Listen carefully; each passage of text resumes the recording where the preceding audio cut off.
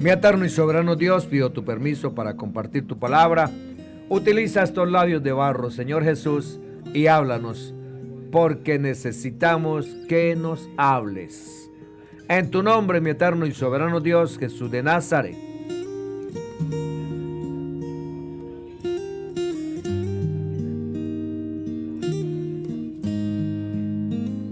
¿Por qué el Señor Jesús es el Padre eterno? Juan 14, 8, 11. Felipe le dijo: Señor, muéstranos al Padre y nos basta. El Señor Jesús le dijo: ¿tanto tiempo hace que estoy con vosotros y no me habéis conocido, Felipe? El que me ha visto a mí, ha visto al Padre. ¿Cómo, pues, dices tú, muéstranos el Padre? Felipe, ¿no crees que yo soy en el Padre y el Padre en mí? Las palabras que yo os hablo, no las hablo por mi propia cuenta, sino que el Padre que mora en mí, Él hace las obras. Felipe, créeme que yo soy en el Padre y el Padre en mí. De otra forma, créanme por las mismas obras.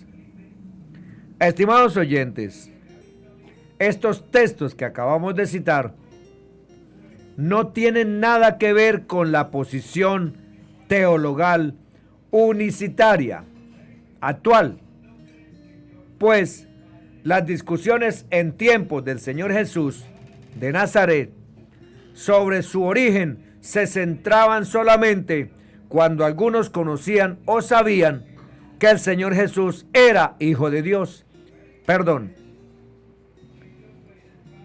Les repito,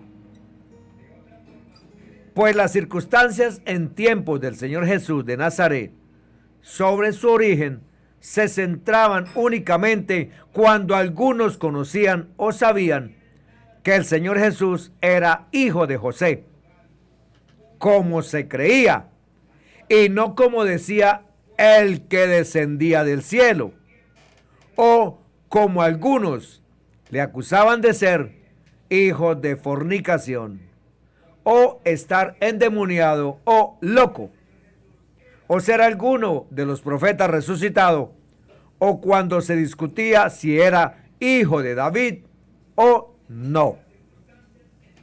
Lucas 3:23, Juan 9:34, Juan 10:20, Lucas 9:18, Lucas 20:41, 44. El texto de Juan 14, 8, 11 está enmarcado en el contexto entre el anuncio de la negación de Pedro, Juan 13, 36, 38, y la promesa del Espíritu Santo, Juan 14, 15, 31. Entre la turbación que se presentara con la entrega de Cristo por el traidor, Juan 14, 1, y la paz y consolación que vendrá cuando el Espíritu de Dios se manifieste a sus discípulos, Juan 14, 26, 29. El misterio de Cristo es tan profundo que Él tiene que revelarse a nosotros, ya que de otra manera nunca lo conoceremos. Juan 1:18. La investigación humana no puede descubrirlo, ni tampoco la razón ni la lógica puede discernirlo. Juan 14:9.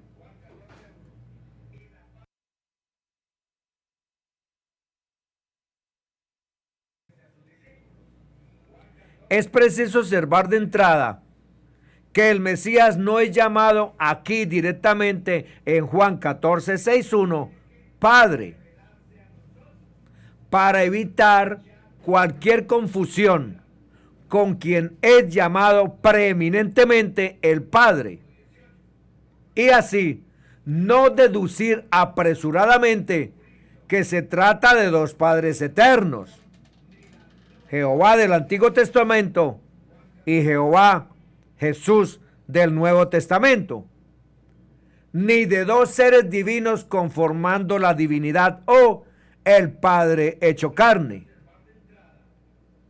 El nombre propio de nuestro Señor Jesús, en cuanto a su manifestación, no es el de Padre, tampoco el de Hijo ni Espíritu Santo.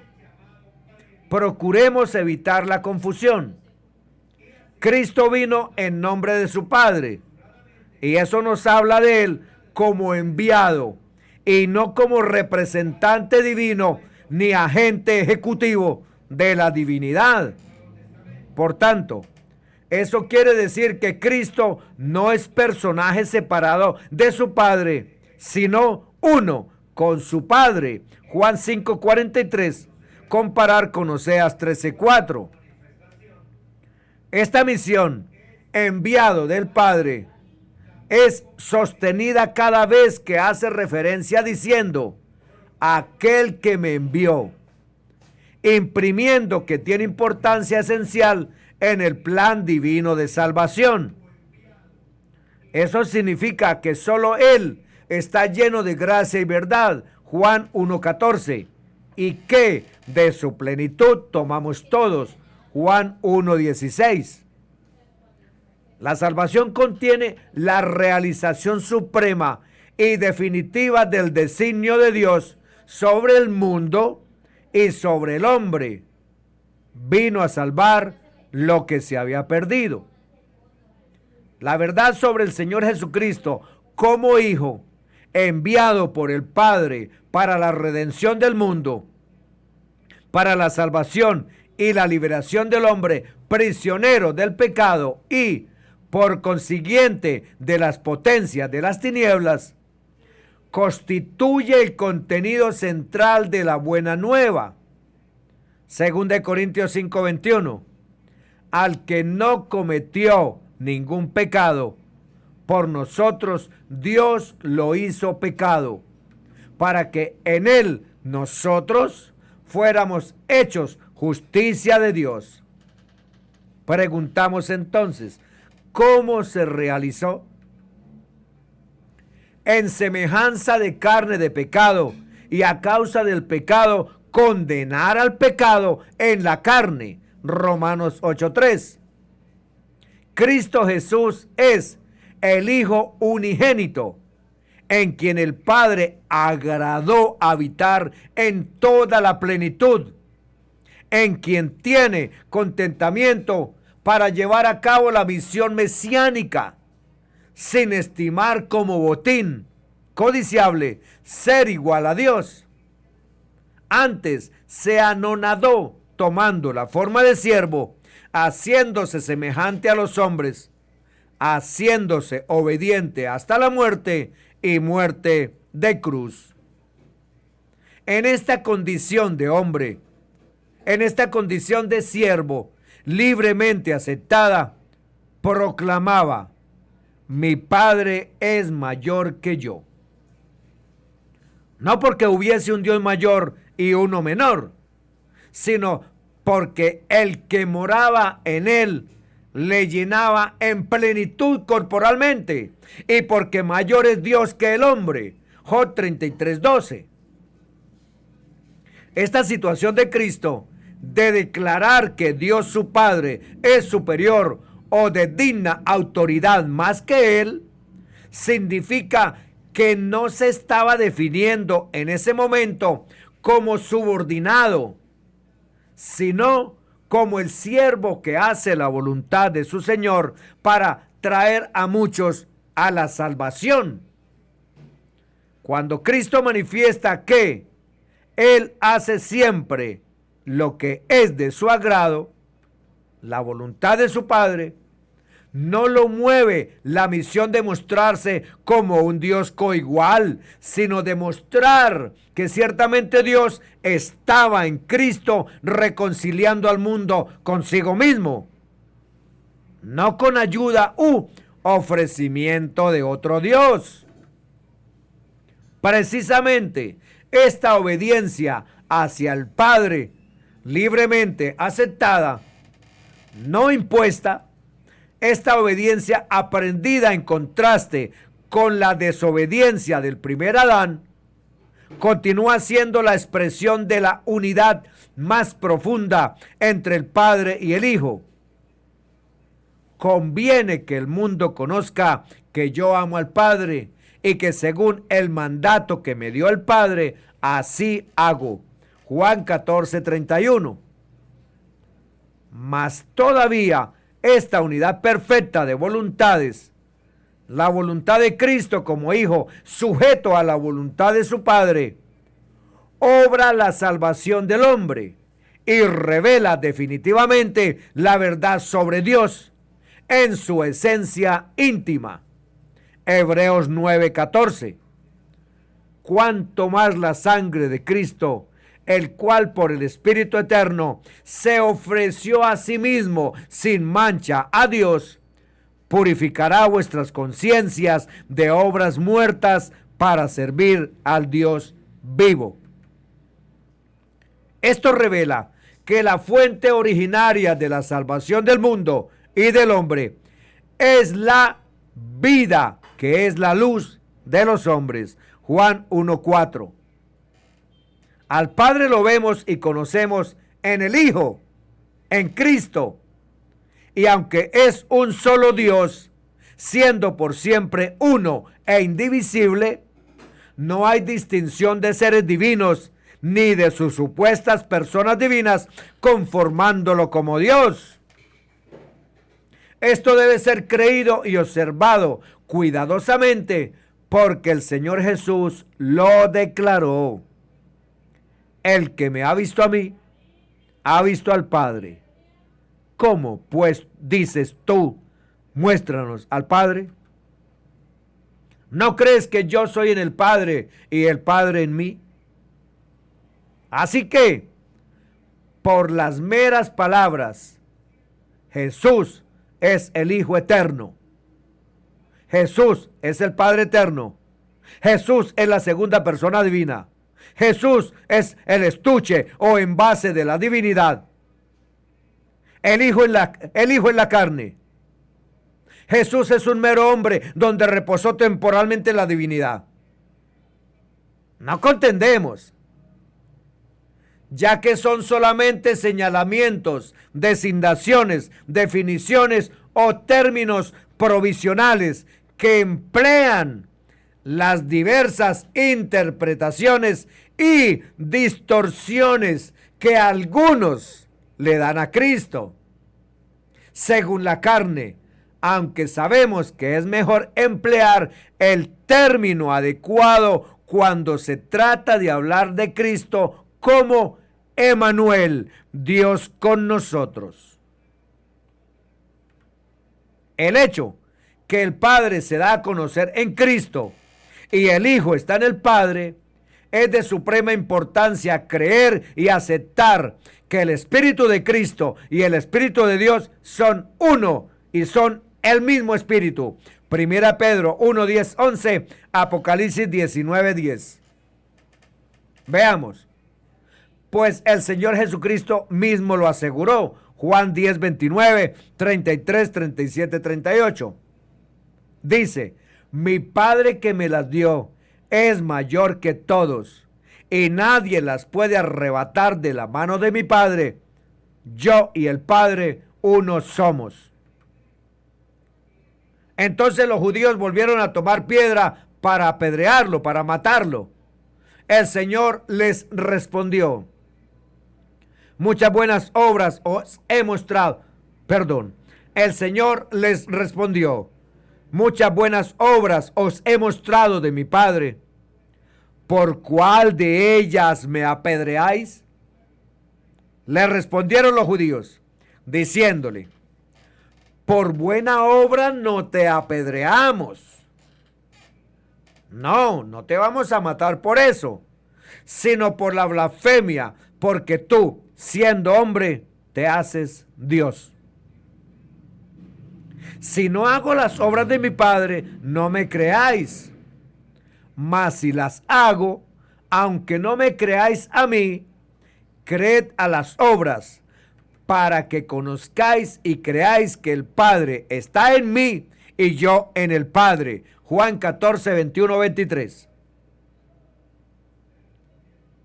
el que tiene mis mandamientos y los guarda, ese es el que me ama.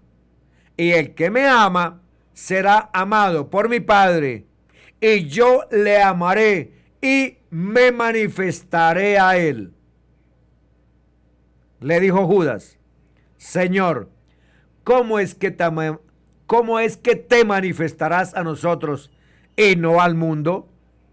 Respondió el Señor Jesús y le dijo: Judas, el que me ama, mi palabra guardará, y mi Padre le amará, y vendremos a él y haremos morada con él.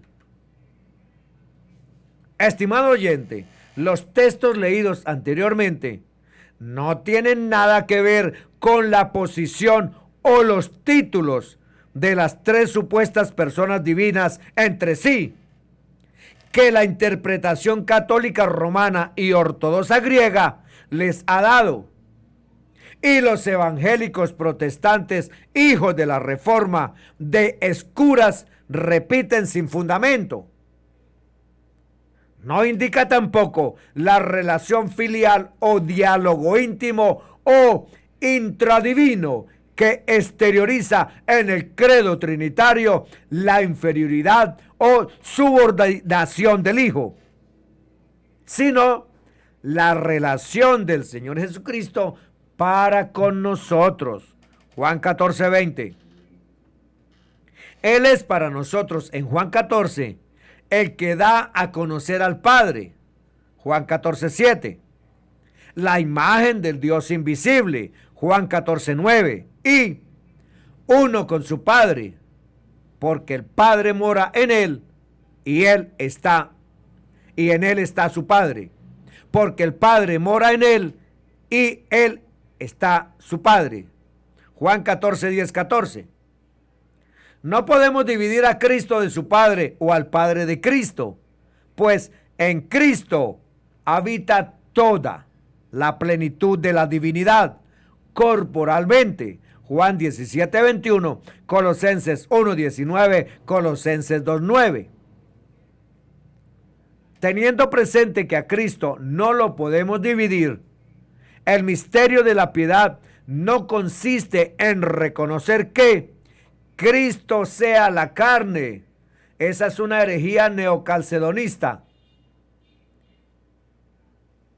o un pensamiento divino o la mente de Dios o un proyecto de Dios. Herejía neoplatónica de Plutino. Mucho menos un ser secundario o agente ejecutivo de la divinidad. Esa es una herejía del credo trinitario o arriano dualista. Dios fue manifestado en carne, es decir, participó de carne y sangre, y siendo en forma de Dios y en forma de siervo, fue hecho semejante a los hombres, pero sin pecado. Y estando en la condición de hombre, se humilló a sí mismo. La forma en que Dios envió a su Hijo fue el Verbo hecho carne para que habitara entre nosotros. Como el Verbo que era con Dios, el unigénito y primogénito de toda creación, el autor de la salvación, el dador de la vida eterna que estaba con el Padre y se nos manifestó para que nosotros pudiéramos conocerlo, entenderlo y comprenderlo. Le fue preparado cuerpo. Hebreos 10:5. El más amplio y perfecto tabernáculo, no hecho de manos, es decir, no de esta creación. Hebreos 9:11. Es de conocimiento nuestro que Dios no se hizo carne, sino que se manifestó en carne. Y dicha manifestación, la Escritura la llama grande e indiscutible. No porque se pueda saber o conocer, o sea, inalcanzable, sino porque son las riquezas del pleno entendimiento del misterio de Dios el Padre y de Cristo. Colosenses 2:4.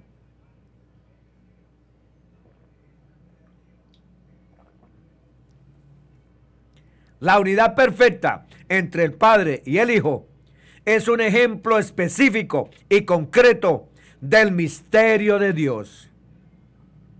Humillación, anonadamiento y sujeción para cumplir la voluntad del Padre.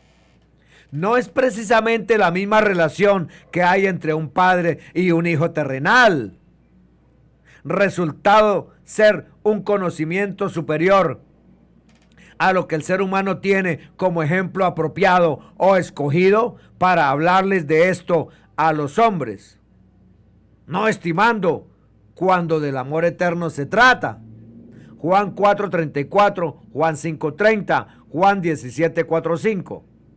Dice: yo te he glorificado en la tierra, he acabado la obra que me diste que hiciese. Ahora pues, Padre, glorifícame tú al lado tuyo con aquella gloria que tuve contigo antes que el mundo fuese. Estimados oyentes, tenemos que tener cuidado de no estirar ni tensionar la palabra escrita en sus términos o letras, especialmente en aquellos puntos en que nos haría aportarnos del Espíritu de verdad. Veamos por qué. Mateo comienza con la búsqueda y establecimiento de las raíces del Mesías, en contraste con las ideas que los judíos religiosos tienen del Mesías como rey. Marcos rebosa en relatos de obras, acontecimientos, hechos y sucesos que ensambla uno tras otro. Es la narración de la acción inmediata del siervo de Dios, el escogido, sin pausa alguna.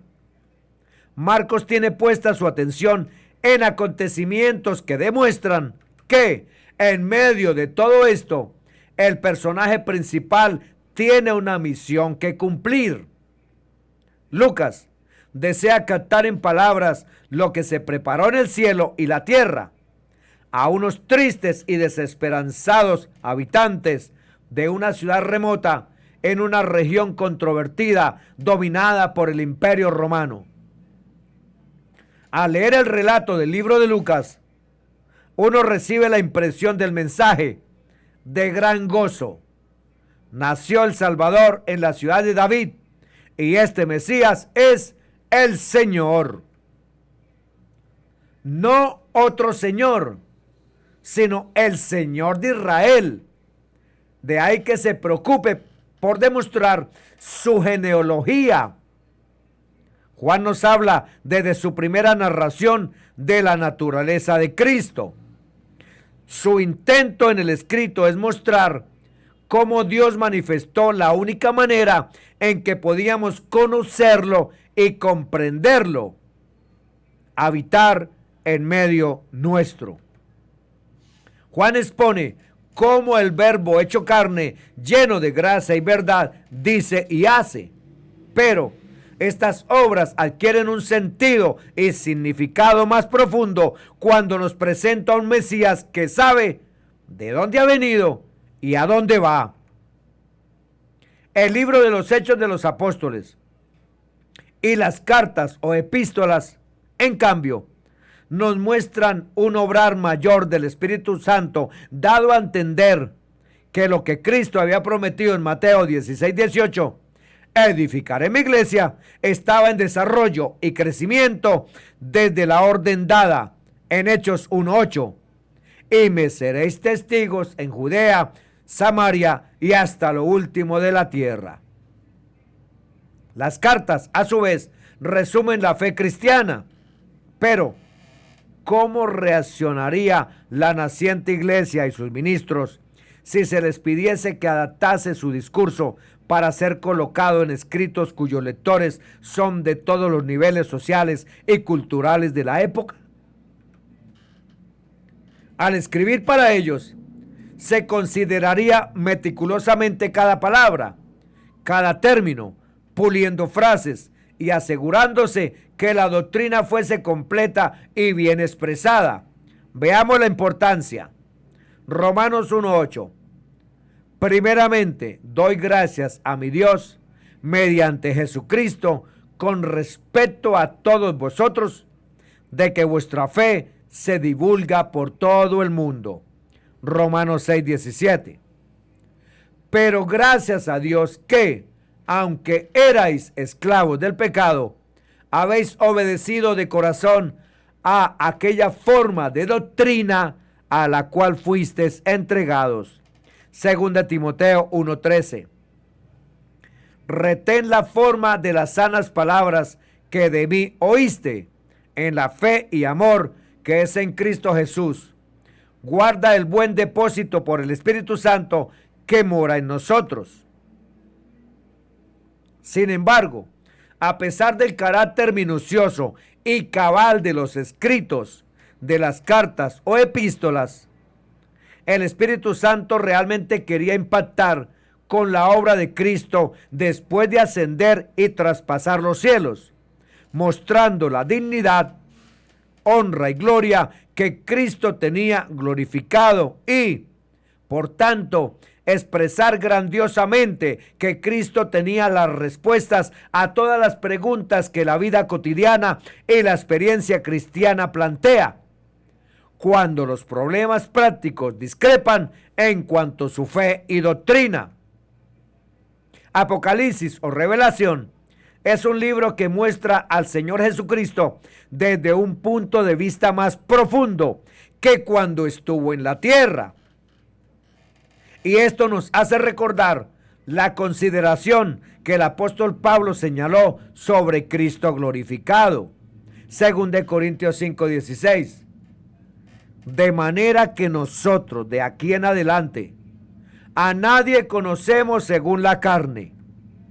Y aún si a Cristo conocimos según la carne, ya no lo conocemos así. El libro de Apocalipsis nos concede una visión y realidad singular de Jesucristo. Y el Nuevo Testamento quedaría incompleto sin estos.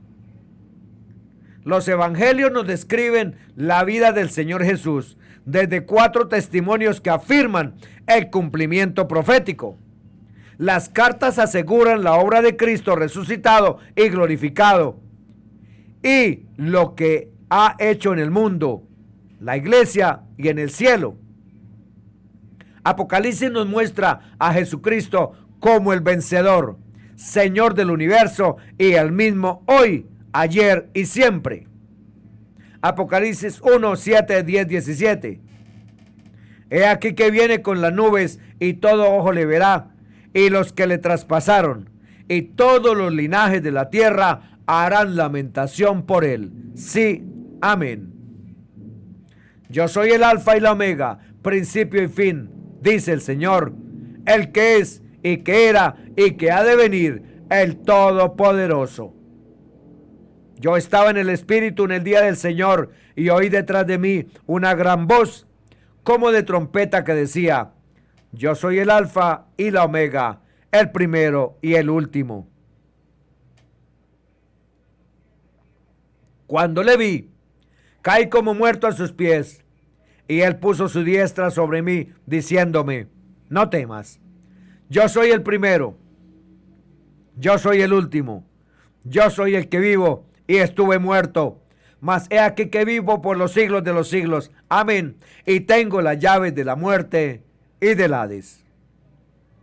Estimado oyente, después de leer estos textos, ¿cómo puede uno no estar seguro que después de ver a Cristo glorificado, no podamos reconocerle como el verdadero Dios y la vida eterna?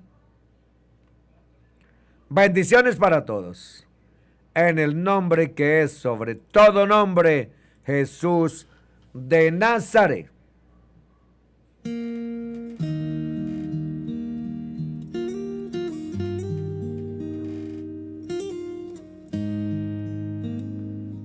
Mi eterno y soberano Dios, te doy gracias por darme permiso de compartir tu palabra. Permite, Señor, que esta palabra sea cada día más el alimento que necesitamos y de esa forma llegar a conocerte cada día más, Señor. Gracias, Señor Jesucristo, por permitir comprenderte, conocerte. Poquitico, pero gracias, Señor Jesús.